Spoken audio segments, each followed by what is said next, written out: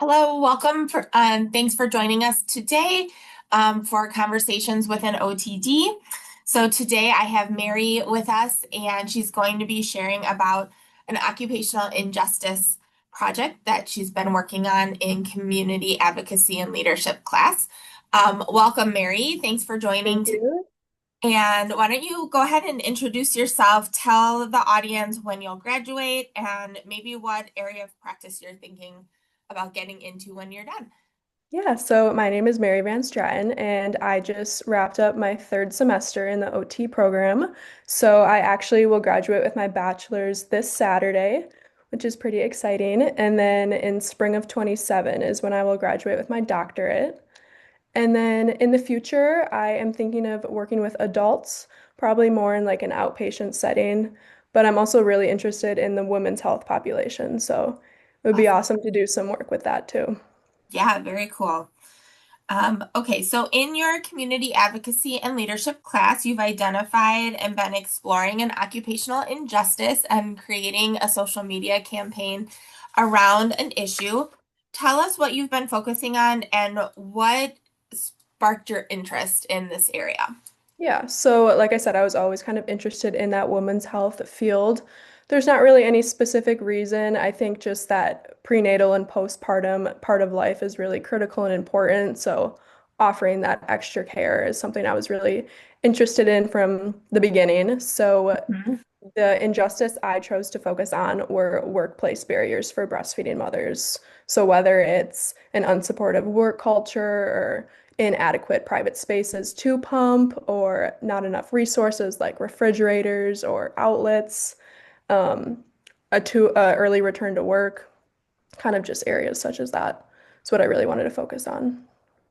Great. So tell me a little bit more about how does this fit in specifically as an occupational injustice, and why is this question relevant to OTs today? Yeah, so an occupation is any meaningful activity that people either need to do or want to do. So breastfeeding definitely fits into that category and pumping. And when it is disrupted or there are barriers to completing that occupation, that's where that occupational injustice term can kind of come into play. And it's related to OT because occupational therapy really focuses on making sure people can participate in those meaningful occupations. So it's important that these mothers feel like they have the resources and the supports to do so, even if it's at work. Yeah, awesome. So obviously breastfeeding and pumping are occupations that are being impacted. Do you see this like carry over into impacting other occupations or other aspects of life as well? Yeah, I think if breastfeeding is disrupted, that can kind of even affect a family unit as a whole, whether it's like family bonding or maternal mental health. I think that's a big one that I've seen. Like, if women don't feel like they're able to provide that nutrition for their babies, it can really affect their well-being as well. So that's Yeah. why it can be referenced as a co-occupation too, because it really does affect that whole mother-infant dyad and honestly the whole family unit as a whole. So Yeah. I think just those family occupations also can be affected through this. And Awesome. even like being able to do your workplace duties. Like if you feel like Yeah. you're not being supported at work, like that can carry over then into your overall how you view your workplace too. Yeah. So what do you see as OT's role in kind of addressing these workplace barriers? Yeah, I think one of the big things is just using your voice and bringing awareness. Like, I think breastfeeding just as a whole isn't really talked about enough. And that's why some of these barriers are in place because women don't feel like they can talk about it or advocate for themselves. So that's where occupational therapy can really advocate for them. And then also this semester, we had a great opportunity to practice like talking with legislators. So that's definitely another step that OTs could take to help advocate for this population. And then just even bringing awareness to workplaces and hopefully letting them like voluntarily make those adaptations, like through talking to them and through like explaining the importance of it, could even influence them to do it on their own. If OTs are listening right now, what is something like a doable step you would recommend they take, or maybe a resource that they check out if they want to make a difference in this area, maybe for even themselves or someone that they know maybe is going in this situation right now.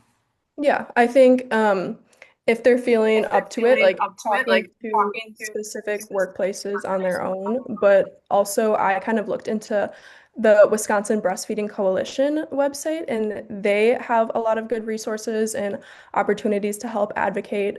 So even if you maybe don't feel as confident like going to talk to an employer yourself, like looking into those resources to see how you can help the cause would still be beneficial. Awesome.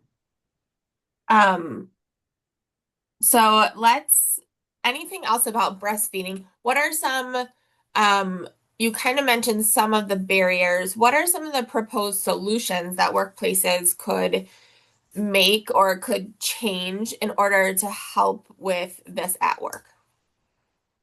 Yeah, so right now in Wisconsin, lactation breaks are unpaid. So I think if that was changed, that could really help women feel more supported. That would be a step. I think also um, if you're providing those private lactation spaces, maybe also having some extra accommodations in there, whether it's an outlet for a pumping machine that mothers may need, like a refrigerator to store their breast milk, just making sure we're really like meeting those needs and like taking the time to address all areas that they may be needing some extra support in.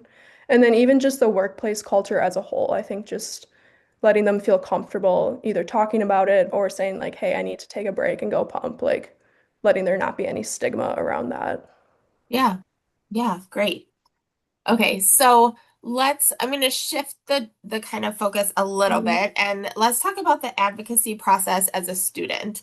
Yeah. So, how was this process for you? Because you shared information about this out on your personal social media Mhm. platform, right? What was the kind of process like for you? Yeah, so to begin, I kind of wanted to decide who my target audience was, and the main ones were employers or even mothers who have had these experiences. And then also just my other cohort members, like bringing awareness to like why we should be advocating for these occupational injustices. So I chose to post my campaign on Instagram because that's the platform I have the biggest outreach on and like the biggest audience. And it Okay. was a really cool process. I haven't had much community advocacy experience. I've had some personal advocacy experience in my life, but it was really cool to step out of my comfort zone and bring awareness to this topic. The response was great. I even had some people reach out saying, like, thank you for bringing awareness to this, or even people Awesome. seeking some extra resources or asking some extra questions. So that step also pushed me, but like in a great way. And I think as a future occupational therapist, it's just good to have some like advocacy experience under my belt. Awesome. What was the most challenging part about the project? Um, I think just figuring out the best way to reach the broadest audience. Like I wanted to have my slides kind of have a lot of information, but not too much where like people didn't want to read it. So kind of finding the balance between like how do I share the most, but also in a way that people will actually take the time to want to understand it and Yeah. want to do their part. So kind of Yeah. just like the balance of it, I think. What did your engagement look like? Like, how did you have them doing polls or liking things, or what did your campaign kind of include or look like? Yeah, so every day I tried to do an interactive element for the audience, whether it was like true or false polls or like, did any of this information surprise you, yes or no? And then I also did some more open-ended questions, which those honestly didn't get the most responses on. Yeah. I think maybe part of it is because with Instagram, it's not anonymous. So I don't know if people were just hesitant to kind of put their name out there. But yeah, I really tried to have that interactive element each day. In the first few days, I kind of focused on why this is an occupational injustice, sharing some statistics. And then I kind of moved into why it's important, why this matters. I shared a personal testimony from my mom, which I think was good to add that like personal, emotional Yeah. element. And then the last few days were more so like, what can you do to like help? Awesome. What was your favorite part about the project? I think just honestly getting the advocacy experience. Like I think I initially thought that this was more of a role for like practicing OTs, but there is so much you can do as an OT student also, and it just sets me up in a good spot to have that foundation and have those skills that I'm excited to carry over into my future practice also. Awesome. So you're an OTD student and you Mhm. are you've begun developing your capstone project, right? Yes. Yeah. You started in research 3 this semester. Um what is your capstone about? So my capstone project is going to be at Mal's Milky Way, which is a lactation center in Appleton, Wisconsin. And the overarching goal I want for this project is to kind of just since OT is still an emerging and like underutilized practice for lactation care, I kind of want to start like looking into how maybe OTs and lactation consultants can work together in interdisciplinary collaboration to kind of overall help breastfeeding. And I also want to bring in some more of that specific OT expertise into the setting that isn't already being done.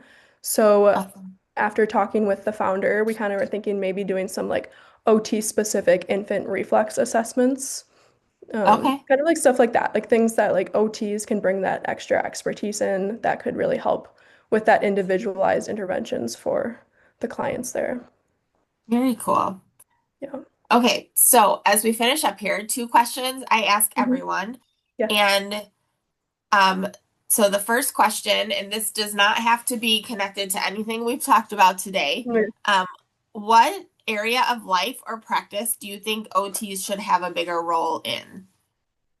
Ooh, that's a good question.